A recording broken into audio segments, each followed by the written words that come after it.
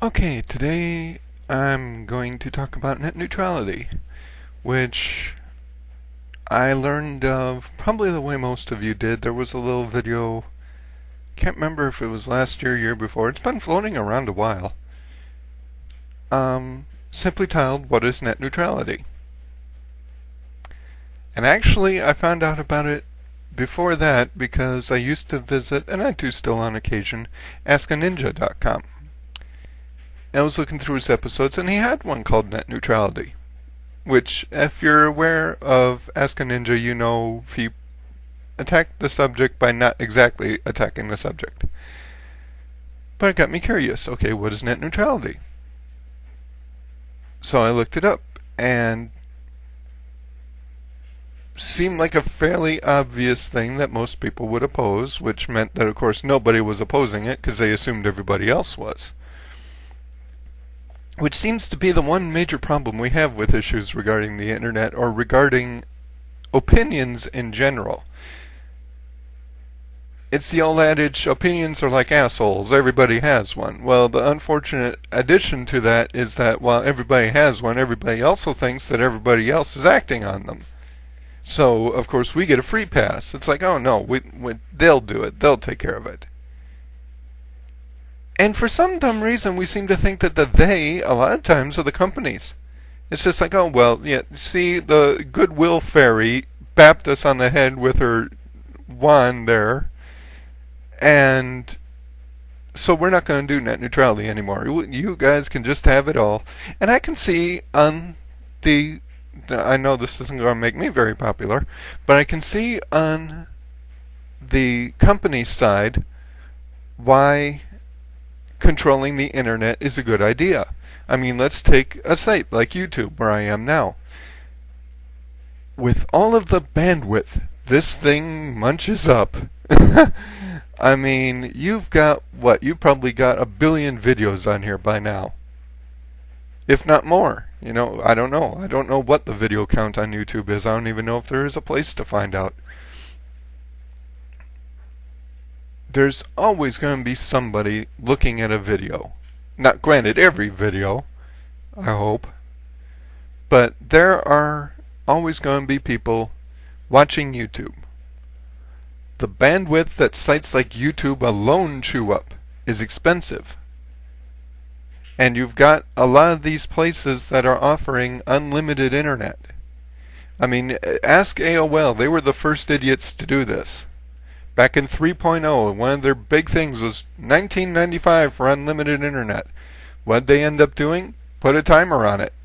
They had to put an idle timer for every 45 minutes, I think it was. If you were idle, you got kicked off. Unfortunately, it didn't work too well, because if you were surfing outside of their browser, say using Mozilla, I think, was the one at the time. I don't think Firefox was around yet. But using Mozilla or Internet Explorer or Opera, I think Opera was around at the time. If you weren't surfing in the console that AOL runs, if you've been on AOL, you know where it is. You click the start program and everything's right there. Unless you surf from that, it assumed you were idle.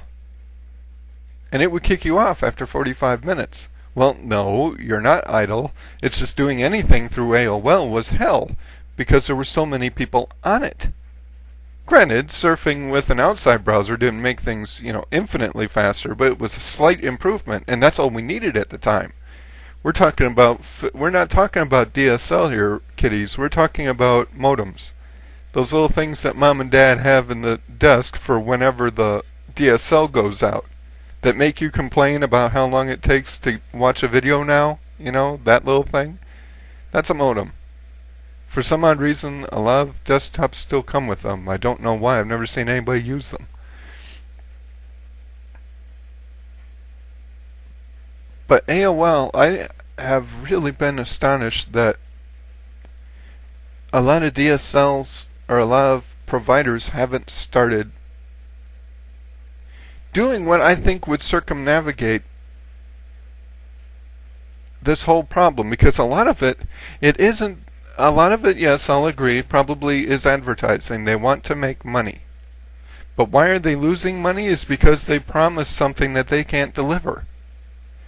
It is impossible, especially with the speed things are going. I mean, you've got cable now, cable internet, which is like 10 times faster than DSL.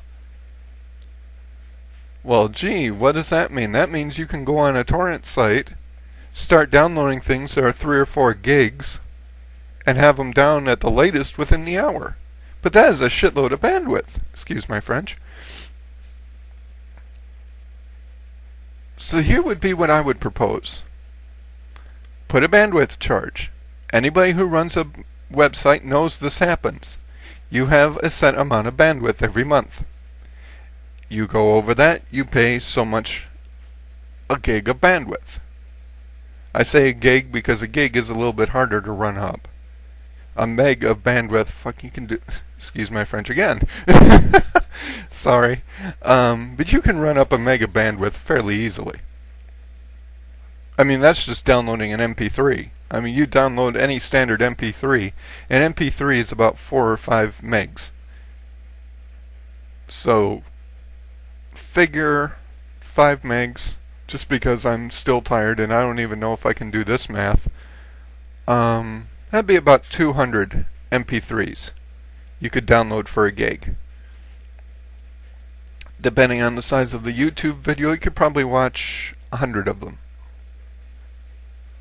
In fact, you could easily, because they have a 100 meg cap, I think. Actually, no. You could watch 10 of them. Anyway. So,